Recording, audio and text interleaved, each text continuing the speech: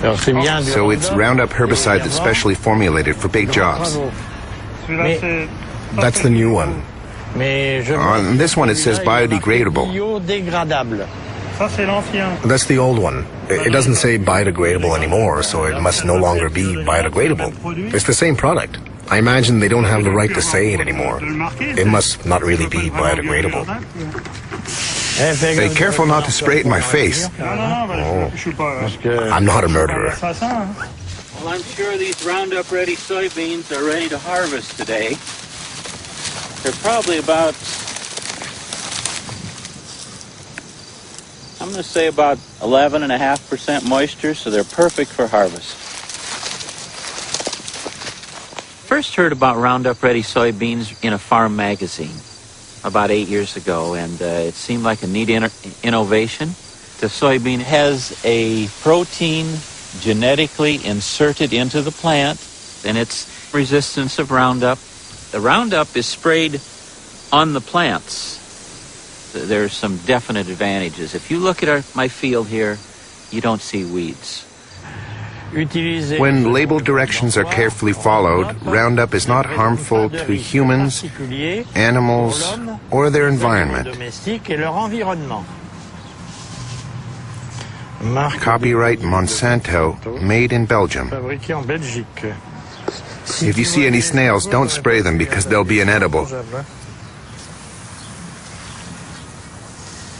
watch the strawberries. I'd encourage European farmers to take a look at the Roundup Ready technology. Frankly, it's very good for the environment. It's a sustainable system. So, give it a try.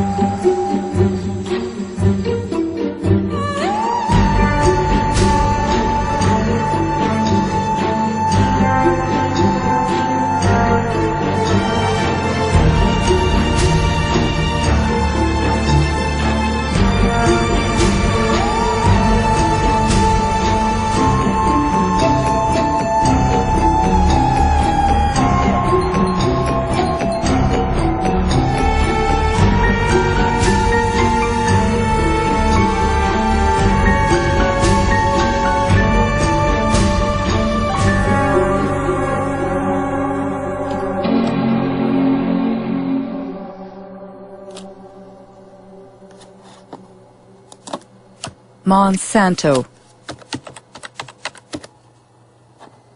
For 20 years I've traveled the globe, and everywhere I've heard about this American multinational.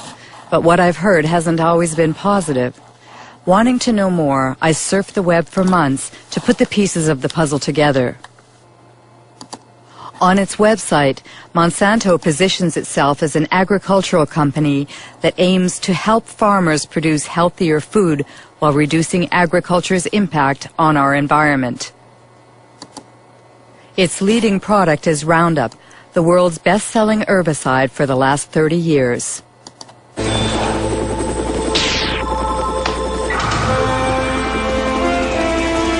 One shot, all it takes for weeds, Roundup. Monsanto is also the world leader in biotechnology. 90% of the GMOs grown on the planet belong to them. Most of them have been genetically modified to resist the application of Roundup, like Roundup-ready soybeans.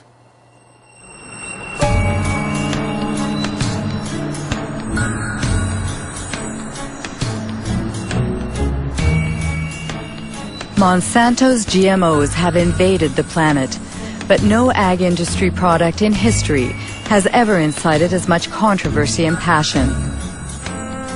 Why? What's at stake with GMOs? And could the company's past shed some light on what the company is or claims to be today? Founded in St. Louis, Missouri in 1901, it was not always an agricultural company. It was one of the largest chemical companies of the 20th century. Chemistry is working for you, and very likely Monsanto is working for you. Monsanto, where creative chemistry works wonders for you. The wonders boasted about in this commercial made Monsanto one of the most controversial companies in the industrial era. Agent Orange, aspartame, bovine growth hormone, PCBs. These chemically created oils used worldwide as coolants and lubricants in electrical equipment were the jewels in Monsanto's crown for over 50 years. They were called Arachlor in the United States, piraleno in France, and clofen in Germany, until they were banned in the early 1980s. Monsanto PCB.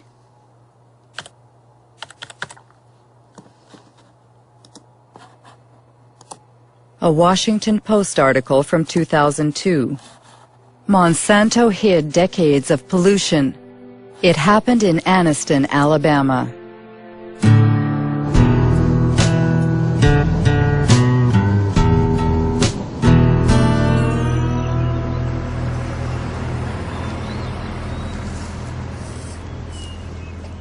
Terry was my baby brother. He died in 1971 from a cancer of the brains, or a tumor of the brains, cancer of the lungs, and hers of the heart. He was 16.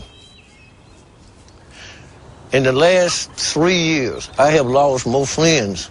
They died from illnesses, cancer, sugar diabetes, hepatitis, all these different ailments that comes with PCBs, and they have been related to PCB.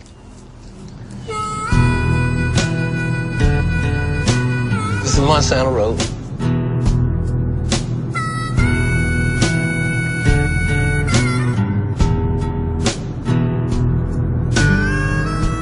This is all just a black area, minorities that live in this area.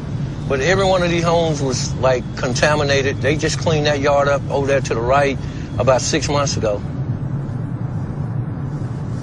These was all homes. These people lived here, and they had to move. The houses was torn down.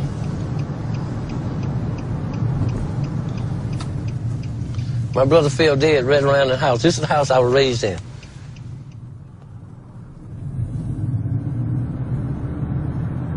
See this grass right here? They buried PCBs over here. Monsanto got permission to bury PCBs in Anniston. And this is Snow Creek right here, where they put the cement in here. It comes from the plant discharging to PCBs all the way down through here. And it was poisoning. They never told anybody, but they told the state. The state didn't tell us.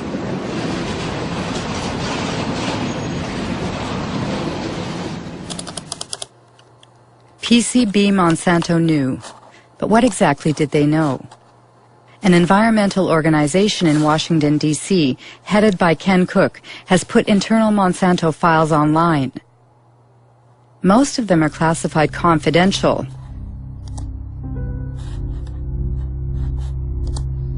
FYI and destroy. 1937, exposure to PCBs provokes systemic toxic effects and acne-form skin eruption. In 1961, 2 workers developed hepatitis symptoms after a pipe broke in a factory using PCBs. In 1966, Monsanto scientists placed fish in Snow Creek's water. All were dead in 3.5 minutes. Pollution, a letter addressed to sales executives in 1970. This is the one that really tells you the story.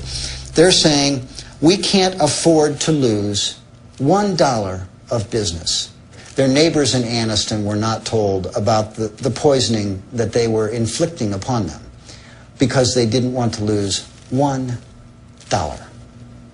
It was only when lawyers went to court on behalf of people in Anniston and forced the company through the legal system to disclose these internal secret documents that we knew what they knew. They knew the truth from the very beginning. They lied about it. They hid the truth from their neighbors. They hid the truth, in many cases, from the government authorities. And when they did share information with government authorities that should have been acted upon, the government authorities, instead of siding